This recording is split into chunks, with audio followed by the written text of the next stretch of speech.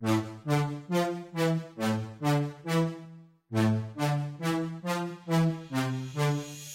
back to another episode of the Next Level Minds podcast. My name is Chris Chapman, and I am your host. And if this is your first time tuning in, then this is a podcast dedicated to those who want to reach a next level in their faith, family, fitness, finances, or embrace the American freedoms that we have in this great country.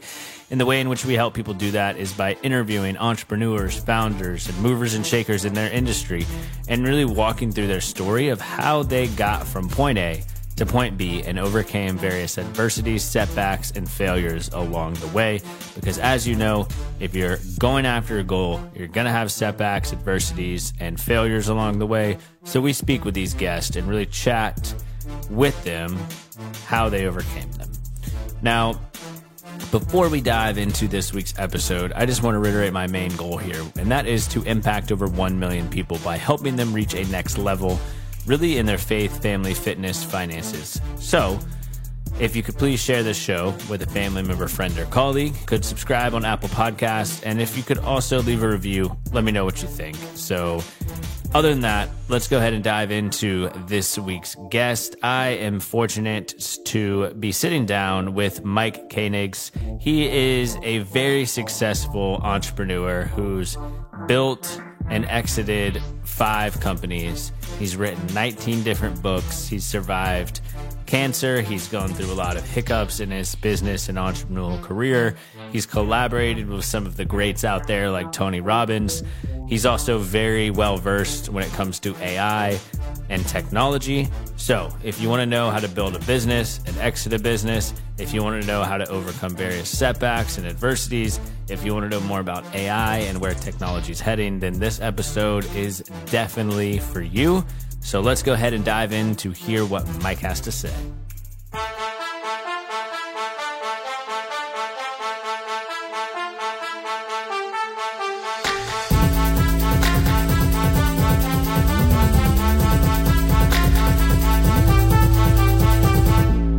Mike, thanks so much, man, for hopping on the Next Level Minds podcast.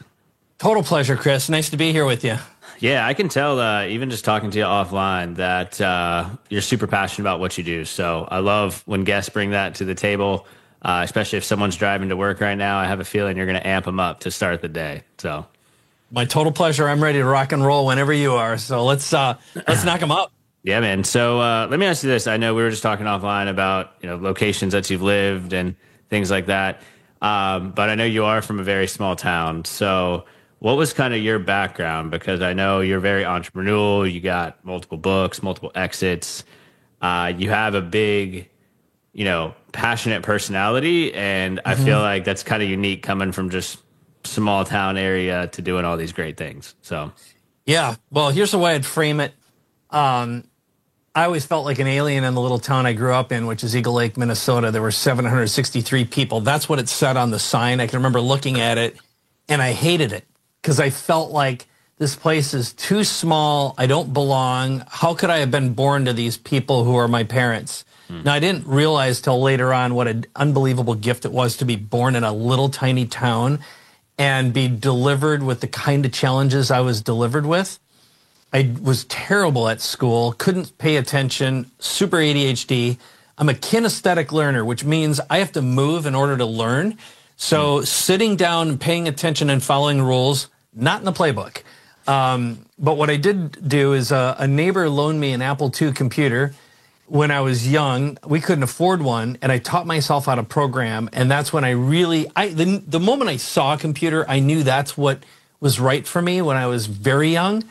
But I coded when I was about 14, and my goal was to write video games to get out of the little town. And if you fast forward a little bit, I had a paper route when I was 8. I shoveled snow. I raked leaves. I washed cars. My dad grew up very poor on a little farm in Iowa. My mom grew up very poor in the town that I grew up in. That's where she was born. That's where she died. And my dad grew up about 100 miles south. So the second I could get out, like a week after I graduated from high school, I moved out of town, but I started working full-time at a neighborhood gas station, the only gas station in town the day I turned 16 when it was legal. Before that, I pretty much was working full-time, just trying to make money. and learn entrepreneurship. So if you fast forward a little bit, I ended up writing video games. I ended up starting one of the very first digital marketing agencies. We sold it to a large publicly traded company. That was my first real exit. That was after 10 years. So I would say my first business cost me my first marriage and in 10 years of my life, and almost my life, it was painful. Running a business is not for the faint-hearted. Yeah. And it takes, from what I've heard, it takes every single fiber in your being to, ultimately build a successful venture.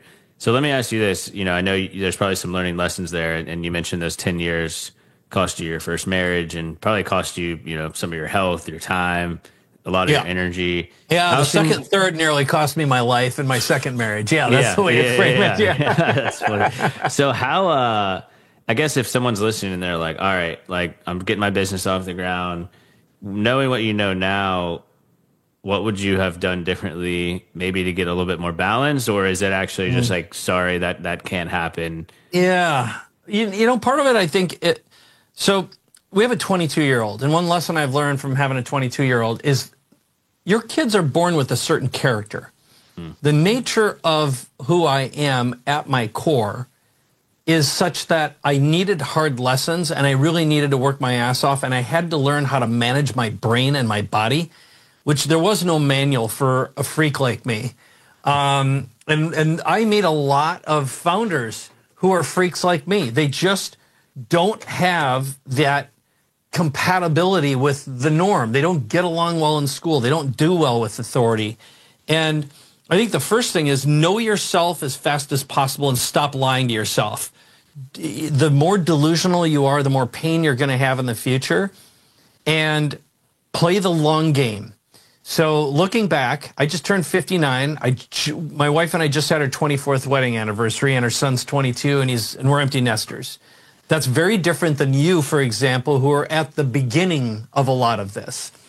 And one of the biggest mistakes I made is I invested in people like me. So when I finally had some money to invest in, I started investing in VCs and angel stuff and startups. I'll tell you what, the distance between 29 and 59 is tomorrow.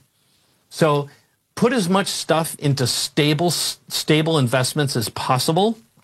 I would do for sure, index funds, no-load index funds, and I would also invest in a home as fast as possible, and because that will be a bank you'll have for the rest of your life, and lower-cost rental property. So, for example, my wife and I, we live in Mexico part-time.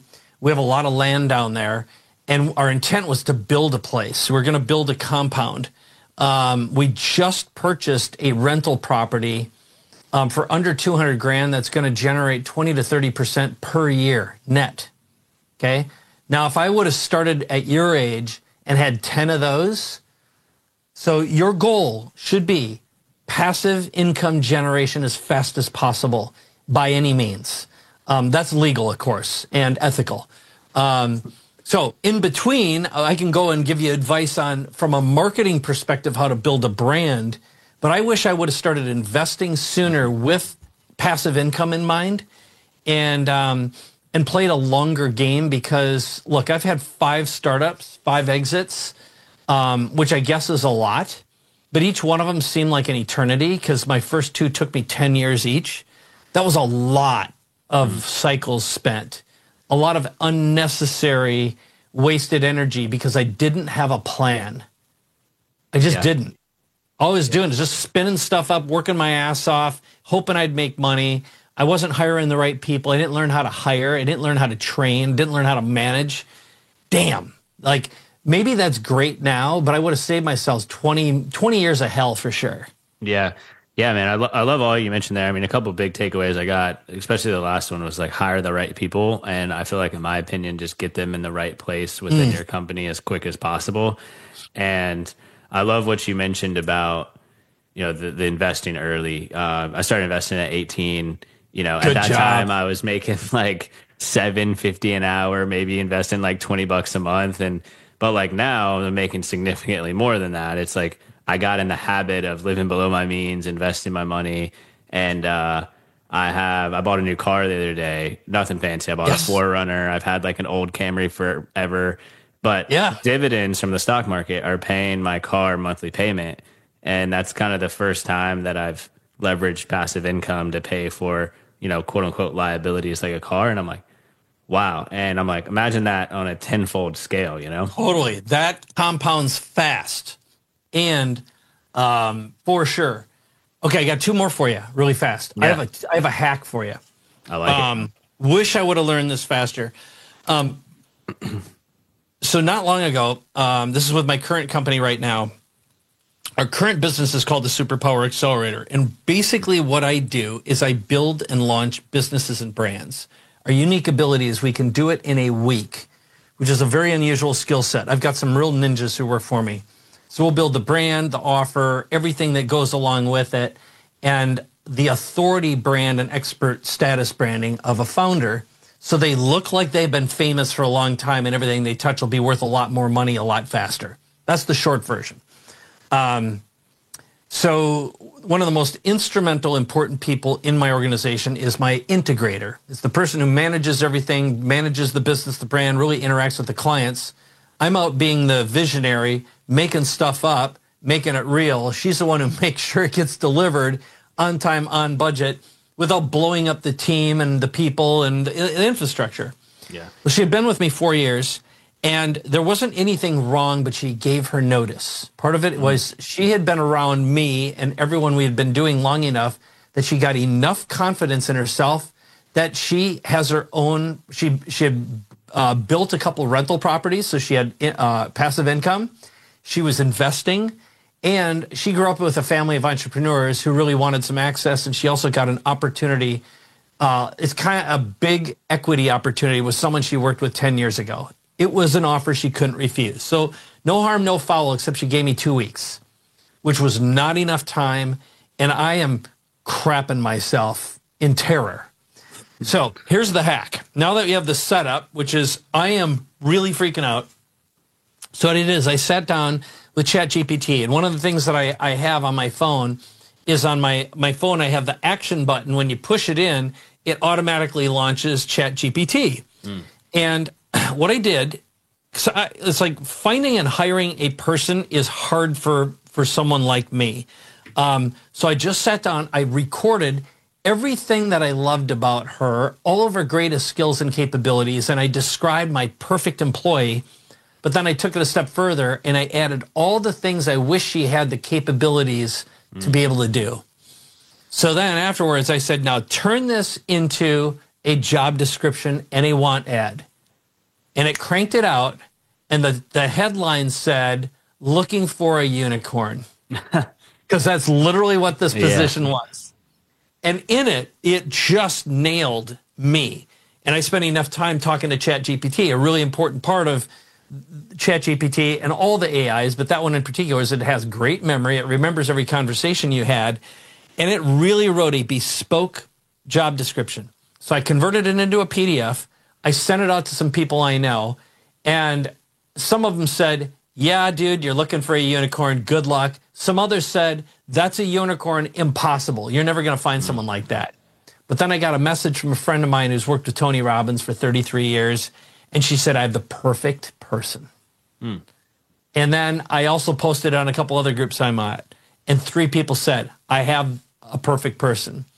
So within a week, I had found and hired the new person, and got a secondary. So now I've got 2 who just started. One of them started 2 weeks ago. One of them started last week. And they're freaking rock stars. So here's the point of the story. One of my mentors, Dan Sullivan, talks about who, not how.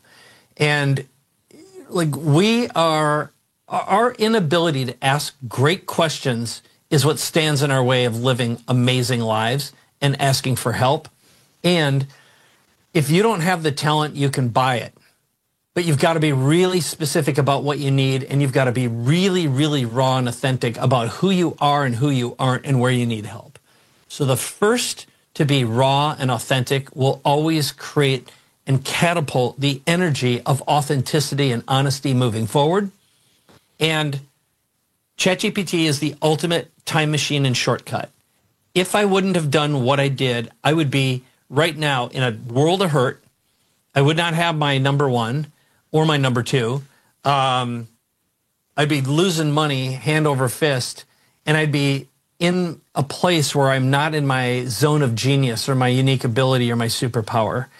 And if you unpack all that, having the courage to ask for help and to find it and to find a way to make it work is the greatest failure of my life and the greatest secret of my current success. I love the humility side of it, right? It's like, hey, like, I'm not perfect. There's gaps in what I'm doing. There's people out there that can fill those gaps. There's softwares, technologies that can fill those gaps. But I think to your point, it just takes that, initial humility approach to be like, hey, I'm not a jack of all trades out there, Yeah, that is, I think, I was talking to, yesterday I was coaching a gentleman who's older than me. So he's in his 60s, and he came here, and we were doing what we call a VIP day. So I spent a day with him, and we're working on his brand and his offer, and he came to me and said, I really want to find out how to use AI in my business, but I'm not sure where to get started. So we did a whole bunch of exercises, some of which we created his new pitch and also the promotional materials for a book he's releasing, and a whole bunch of marketing content. And one thing he doesn't have right now is he's not on a lot of stages. He's not in front of a lot of people. That, by the way, if I had another piece of advice, the sooner you have the courage to write a book, the better. And the sooner you are speaking in public, on stage, your dreams will come true. Because when you have the power of the platform, you not only have authority, credibility, and currency, but a stage or an audience. People crave that. They want it. That is currency as well. That is a absolutely valuable commodity that you effectively can trade audiences with people as you start to grow. And someone without an audience, I don't need to tell you that, you've got a podcast. So going back to what wound up happening with him, we spent the day together, and we used a whole bunch of AI tools that would help him produce better content, onboard clients more effectively, and shorten his sales cycle. And, having the presence of mind to know where your gaps are and know where and how to optimize is also a beautiful, humbling gift. And what I realized when I was talking to him, I said, I don't love doing anything for me anymore. It is no fun at all without collaboration. I just love to make things with people. I do not gain satisfaction from making it for me. Yeah. Yeah. And it sounds like that when we first started talking, because you were talking about, wanting to impact the listeners and provide as much value as possible. And you did that all from a, humility style approach, which definitely can tell you're genuine there. Let me ask you this. I know you had one successful business that you were working on. And from my understanding, it was going really well. And then I believe you just quit that successful business, shut it down. And I feel like a lot of people are like, wait. Like, I would love to have a successful business. Why would you do that? What was kind of the mindset there? Whew. Okay, so let me frame it a little bit so you'll know the path. So my first company, my first real company, I had a consultancy first, but it was called Digital Cafe. We were one of the very first digital marketing agencies that existed. Started in 89, sold it in 99. And we got bought by $1 billion publicly traded company. And we went through something called double due diligence, which just imagine, I don't know, something horrible. I was going to make a rape joke, but that's not funny. But the whole point is it sucked. Yeah. And it was like $1 billion company and then a publicly traded company. Doing due diligence means they look at everything, and it takes a year, and you really get worn down. It is really, really hard, especially if you're not prepared for it, and especially when you get your legal bills. It's just tedious, difficult work. So then the second and third companies, one was called Trafficizer, the second was Instant Customer. They were privately held. We bootstrapped them. We grew them. And eventually we sold it to an investment bank. That took another 10 years. And during that time, I also had cancer. So I was just weary and run down and tired. And during that time, we bought out one of our partners. So there were three of us, which cost millions of dollars. And then the second, my partner, he just reached a point where he had to leave.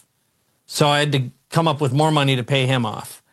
And by this time, I am a wreck, going through cancer treatment. So surgery, chemo, radiation.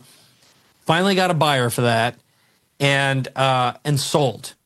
And in the middle of that, I created another company because I'm totally moronic. So this company was called You Everywhere Now. And what we did is we helped founders write and publish books, speak, sell. We media trained them. We taught them how to create information products, coach, consult, advise, sell high-ticket products and services. It was a lot of work with a lot of products. And it was fed mainly by me speaking on stage and then paid traffic. And one day, all of our paid traffic just quit working. We got it working again. And then our next agency just quit without telling me. And I just woke up one day, I found out we'd burned $150,000 on an Amex. I got the bill. I had no traffic to show for it. No one had told me. They had just disappeared.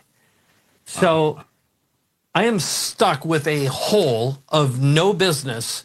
And in the future, I had already scheduled hotels for events. We're doing 3 to 4 events a year. So I mean, I've got $1.5 million I'm on the hook for with 18 months worth of scheduling. Whether I show up or not, I'm going to pay $250,000. All right. And if I don't pay, they're going to sue me. You don't get out of those kind of contracts. And I got to the point where I just couldn't sleep anymore. I hated my life. And I just was looking for a truck to just drive into me and kill me. I just hated everything. On the surface, it looked like I was living the dream. You know, I'm living in Southern California. I got a place on the beach in La Jolla, beautiful wife and son. Everything looks like it should be awesome. And no one knew the real story, which is this thing can bankrupt me and take the majority of the liquid cash that I've fought my whole damn life for. I cannot live this way again. So, or any longer.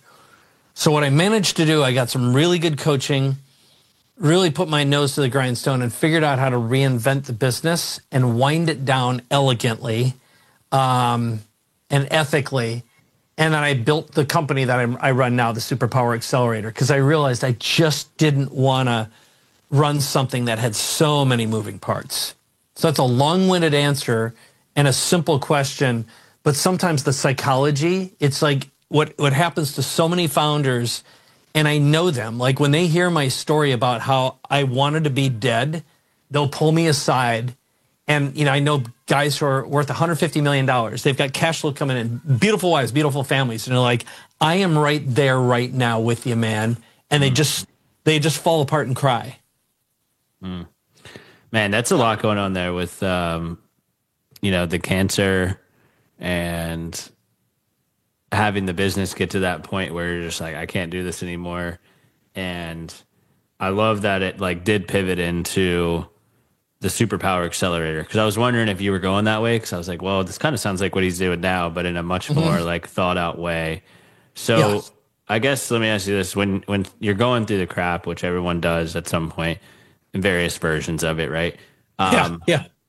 What do you kind of tell yourself to keep going during those times? Well, you know, my story's changed, but I'll give you a different one. Because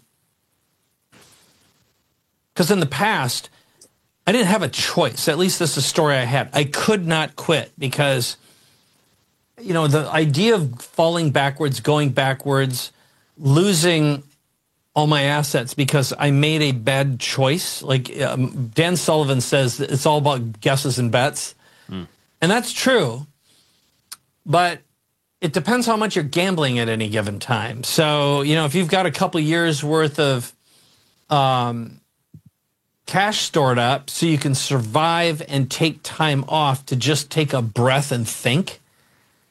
But in general, my belief is, and I've got a story running in my head that I'm going to take a 1-year sabbatical at some point. But here's the reality. The cost of losing relevance and speed and losing my team and then deciding to spin something else up, I know I can do it. I've done it a lot. I've done it for 40 years. But do I have that fire to want to again? All right. And the older you get and the more of the game you learn about your own racket you got going on inside your head, the less interesting that kind of pain is. So you get a lot more strategic and a lot more thoughtful about time value. So when you're 20 years old and it looks like you're going to live to be 80 or 100, not knowing the pains that kick in around your 50s or 60s and the life challenges, it's just a different focal point or a different lens than when you hit 60 or 70 or 80. And you've got fewer in front of you than you have behind you, and the cost of mistakes are a lot higher. So I also would say, like this past year, I lost both of my parents. So, and I had, my sister had some severe mental health issues. And my son was going through a really rough patch. So inside of that, there's a certain amount of despair our bodies go through, our minds go through, and grief shows up in very interesting, unusual ways that are extremely unexpected. And we're surrounded with some friends who lost a kid, a 22-year-old kid. The unimaginable grief they went through, and still are years later. They just start crying, when we're talking to them. And I pride myself in having extremely authentic, raw relationships with the people I have in my life. I have no a-holes in my life. We filter them out. My wife and I are really on the same page about who we spend our time with and who we invest in and not. And so at this stage, I am looking for, how do I create a sense of family in everything I do? Deep, meaningful, forever relationships where we truly are invested in each other's better selves, future selves. And man, I who wants to be in a party where there's no one there? What's the point? So I love a life party with life partners. And that's, I'd say, the lens I look through at this point more and more. And the older friends I have who are in their 80s, is very much where they are. It's like, stay relevant, keep on making stuff, continue getting attention and growing and reinventing yourself all the time. Man, that was a long answer to your question. Yeah, man, I love what you mentioned, though, about just the importance of surrounding yourself with, strong relationships, strong people around you. Mm-hmm. You are the average of the 5 people, blah, blah, blah, advice right 100%. There, right? But like at the same time, you got to have a strong community of people that can be there for you in the good times, the bad times, the ugly times. Because I feel like life's just way too stressful and strenuous to just go through at it alone, Yes. And without a great partner, I am so grateful that my wife and I made it through the most challenging times. And look, I am not an easy guy to deal with at all. I can be an absolute wreck because I cannot stop. It's just not in the cards. My dad was the same way. He kept on going hard until he died. And there was a time when I'd apologize for it. I'd say, it's like, I don't have to change. It's like, it's the character. It's okay. There's nothing wrong with being what you are if it's not hurting someone else. But being aware of the impact it creates, I think, is the part that you have to be conscious of. Again, it's just investing the time, investing in great coaches who are active and have accomplished what you've accomplished and have a really positive mindset, and realizing like the best entrepreneurs, the best founders are also belongers. What do you mean by that on the last one? Yeah, that's a great question. So I have I'll show you, or I'll describe this to you. I won't show it to you, but I'll describe it. So I have a system I developed in one of my books. It's called Your Next Act. And in Your Next Act, I have a framework for who you want to be a hero to. So I'll go through the 6 M's and then I'm going to answer your question because the belonger fits inside one of these. So the 6 M's go as follows. For any business problem you ever want to solve, it's either a mindset issue, so getting super clear on the mindset, your non-negotiable brand values, who you are, what you stand for, both as a brand and as a human being and a founder and a leader, because that's what will attract your best customers and also your best employees to you. It's a culture in so many words. So it's the mindset, the non-negotiable personal and brand values. The second is the market, or who you want to be a hero to. It's also known as your ideal customer profile, ICP. That's going to get into the belonger side in just a moment. And then you've got the model, which is your brand promise, your offer, and how you make money.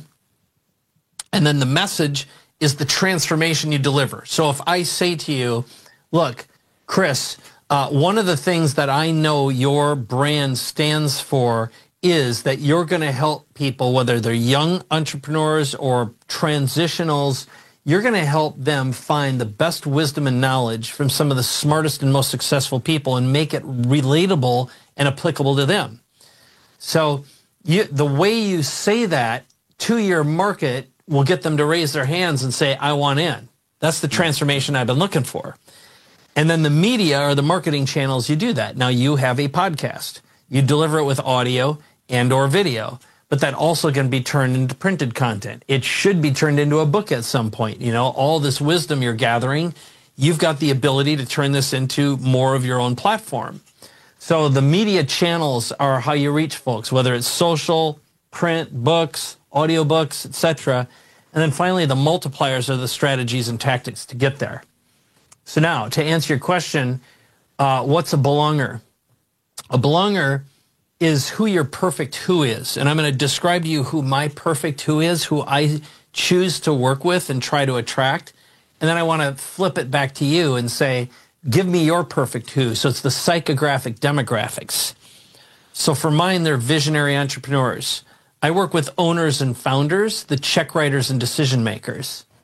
And usually they're B2B businesses in the $2 to $150 million range. Sometimes they're billionaires. But the reason I choose B2B is because I can usually take an offer, like if they have a $10,000 offer, I can make it worth $30,000 or $100,000 by repackaging, repositioning. Versus if someone's selling a dollar food product, where are you going to make money? You got to screw an advertiser, you got to screw your supply chain, or you got to give your customers less. That's usually the way it works. So unless there's room to make something worth 3 to 10 times more, I don't want to touch it. And then the ors, I look for people who've had a recent exit and they want to reinvent themselves. So it's a founder who had a sale and they're like, I don't know what I'm going to do next. They're cash confident, which means they have more money than time. That means they've reached a point where they're counting their hours differently and they're like, I will invest to get more of my time back. They have proven successes, transformations, testimonials, social proof. In other words, they've done it before.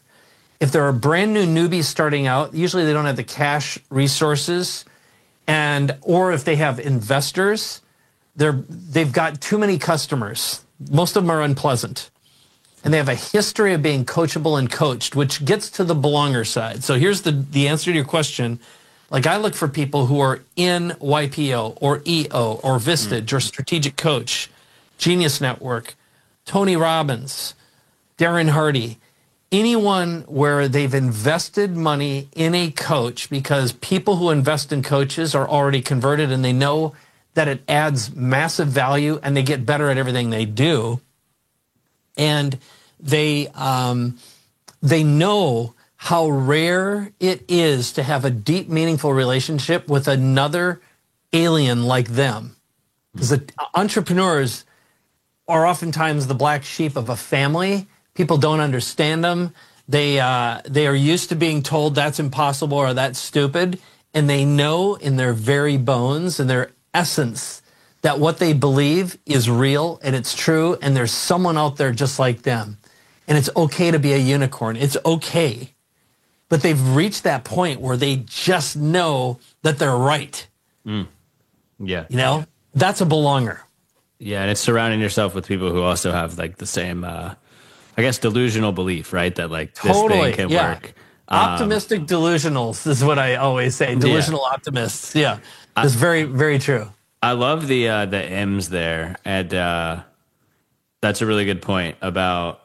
I like the hero one. Like, who are you going to be the hero to? And I feel like you have a pretty good UVP because like you've been in the shoes before of the people in which you're helping, and you can kind of come to it with experience. And would you say that that is a box you have to check for any kind of like non-product related business of like you have had to have been in the shoes before of the people you're coaching, if that makes sense? That's a really good question. It's a great distinction. So I'll frame it as, now I do mentor and I do work with young founder entrepreneurs, some of which are on their first ride. Yep. They're not my ideal profile, but I'm good at smelling raw talent and someone who's got the it. And there's some stuff you can't fake and I can't manufacture. So for example, I can manufacture expert status and authority for someone and make them look like they've been in the news and the media for a long time in an ethical way. Okay. And I think some people are born with wisdom. Now, wisdom and experience are two different things. Which is more valuable? It kind of depends. But what I do look for is someone who's been through the pain of the exit and maybe has had investors before and realized I will never, ever, ever take on a customer I cannot fire, because investors are forever and they can get hostile on your ass and they've got your phone number and they're going to call you up Sunday night when you're supposed to be with the family and make some unreasonable demand unless you're damn good at boundaries. Yep. So the truth is experience means a lot. And, you know, I don't have one rule that I'm not willing to re-examine or break, because I think that really does stand in the way of growth potential. And in a world where everything's being reinvented all the time, like in our AI environment that we have right now, anyone who's a specialist, who's not resourceful and isn't willing to reinvent and relearn everything should have a lot to worry about. Yeah, with how fast the market's moving there. I mean, just going from like ChatGPT and like 20. Oh man, it was like 2022. Yeah, that's what it was. Yeah, 2022 when like it was kind of that like buzzword, and then now it's like, I mean, everyone's using it from all age ranges, and it's just the capabilities are getting, you know, more and more advanced with time goes on. So, and I mean, even like college nowadays, like I know people are using it to just help with their coursework and things like that. So it's just like, you know, a recent grad in the next few years, it's just going to be part of their like embedded workflow, you know? Yeah. Let me ask you this. I don't want to switch gears too much, but you mentioned something, how you have, you know, worked with, of course, a lot of millionaires, but a few billionaires. And I'm always curious, like, is there any like habits or routines that separate, you know, the M word from the B word? Because obviously $1 million to $1 billion is a crap ton of money. So yeah, great question. I've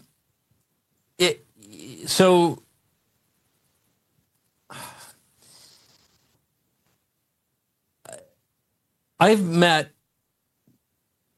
a ton of them. Here's what they have in general. They are surrounded with remarkable teams and they don't need to know what everyone does. Like, they've learned how to let things go, and there's certain types of personality profiles that go along with billionaires. And I haven't done this analysis, but I'm going to guess something. So are you familiar with the Kolbe Index, the Kolbe score, Kolbe? You heard of that? I feel like I've heard of that. I don't really know what the extent is, what it covers. I'll give it to you. I'm going to use it as a little bit of a point, and then I'll make my point. So a Kolbe score is fact finder, follow through, quick start implementer.